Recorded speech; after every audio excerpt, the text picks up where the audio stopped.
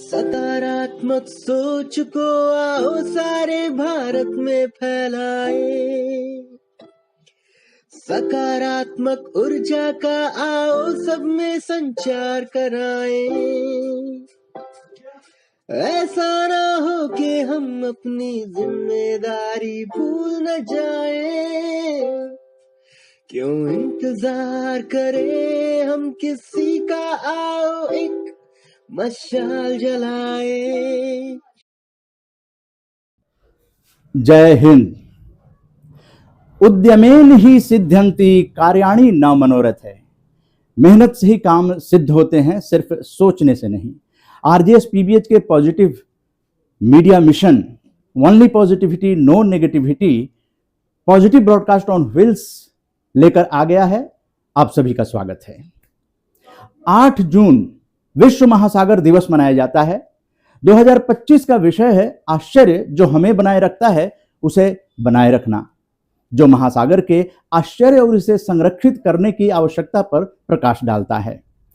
पर्यावरण में इसकी जो महत्ता है उसको जानना चाहिए, पहचानना चाहिए। और दुनिया में 5 महासागर हैं: प्रशांत महासागर, अटलांटिक महासागर, हिंद महासागर, आर्कटिक महासागर और दक्षिणी महासागर। प्रशांत महासागर एशिया और अमेरिका के बीच सबसे बड़ा और सबसे गहरा महासागर है। अटलांटिक महासागर यूरोप, अफ्रीका, अमेरिका के बीच दूसरा सबसे बड़ा महासागर है।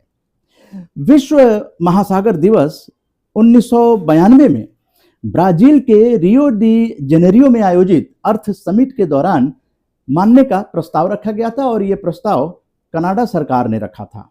संयुक्त राष्ट्र महासभा साल 2008 में आधिकारिक रूप से 8 जून को विश्व महासागर दिवस मनाने की घोषणा की। तब से हर साल दुनिया भर में ये मनाया जाता है। विश्व महासागर दिवस पर्यावरण संतुलन बनाए रखने में मदद करता है, जागरूकता फैलाता है और महासागर से लाखों लोगों की आजीविका प्राप्त होती है। ये रोजगार के साथ भोजन भी प्रदान करता है और समुद्री जैव विविधता का संरक्षण भी बेहद आवश्यक है और इसलिए विश्व महासागर दिवस की ये महत्ता है। महासागरीय जलवायु नियंत्रण और कार्बन अवशोषण में भी इसकी अहम भूमिका होती है। प्लास्टिक और अन्य प्रदूषण से महासागर को बचाने की प्रेरणा मिलती है इस दिवस से। तो इस दिन के माध्यम से लोगों को महासागर के महत्व को जानने की जो प्रेरणा मिलती है वो लोगों तक आप भी पहुंचाएं, यानी कि ये जो वीडियो है आरजेएस पॉजिटिव मीडिया का उसको आप भी शेयर करें। पॉजिटिव मीडिया मिशन के दूसरे सोपान पर बात करेंगे अभिलेखागार की। अभिलेखागार एक ऐसा स्थान है जहां लोग पत्रों, रिपोर्टों, नोट्स, ज्ञापनों, तस्वीरों और अन्य प्राथमिक स्रोतों से प्रत्यक्ष तथ्य, डेटा और साक्ष्य एकत्र कर सकते हैं।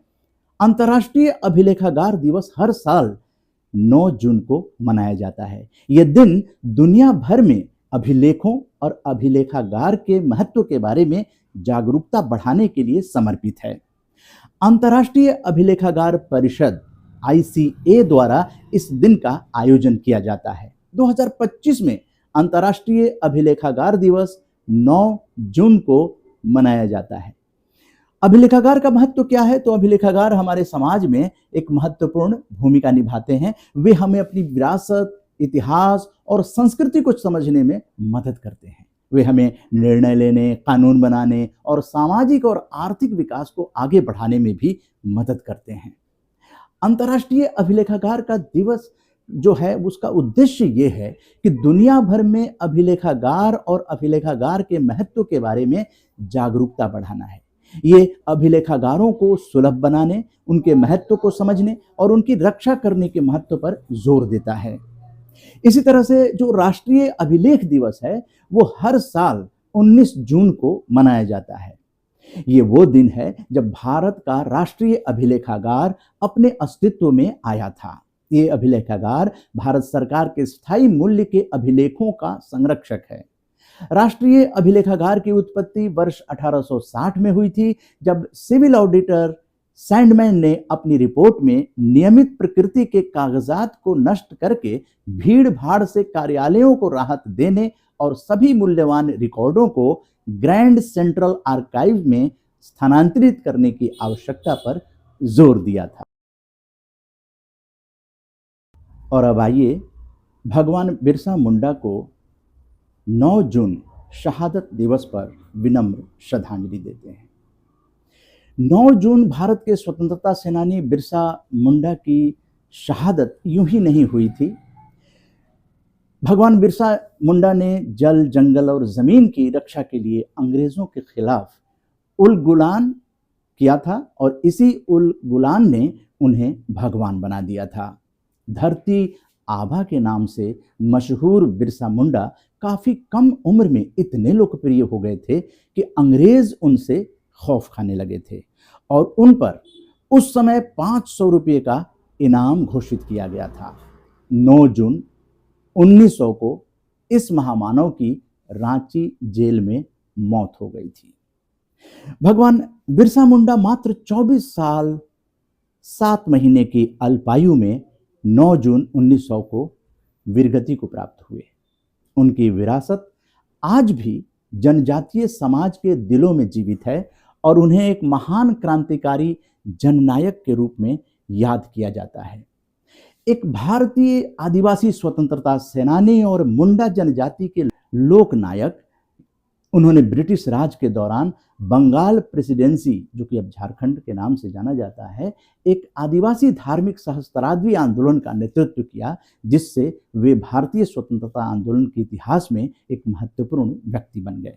बिरसा मुंडा को धरती आभा के नाम से भी जाना जाता है और आदिवासियों द्वारा भगवान का दर्जा दिया जाता है। इधर भारत सरकार के केंद्रीय मंत्रिमंडल द्वारा 10 नवंबर 2021 को आयोजित बैठक में आदिवासी स्वतंत्रता सेनानियों के योगदान को याद करने के लिए बिरसा मुंडा की जयंती 15 नवंबर को जनजातीय गौरव दिवस के रूप में घोषित किया गया है। इस दिन को भारत के एक वीर स्वतंत्रता सेनानी को याद किया जाता है। तो इस तरह से आज़ादी का अमृत महोत्सव का एक्सटेंशन जो है, अमृतकाल का सकारात्मक भारत उदय के 372वें संस्करण में मैं आरजेएस पीबीएच और आरजेएस पॉजिटिव मीडिया का संस्थापक और राष्ट्रीय संयोजक उदय कुमार मन्ना को मेरी वाणी को विराम देने की अनुमति दीजिए। इसी तरह से आरजेएस पॉजिटिव मीडिया मिशन में हम लोग लगातार आपके पास नई जानकारी और ओनली पॉजिटिविटी, नो नेगेटिविटी लेकर आते रहेंगे। तब तक के लिए नमस्कार, जय हिंद। सकारात्मकता के उदय का चलिए हम उद्घोष कराएं। आरजेएस जय हिंद के नारों से अपना देश जगाएं। आरजेएस वंदे मातरम से सारी सरकार जगाए।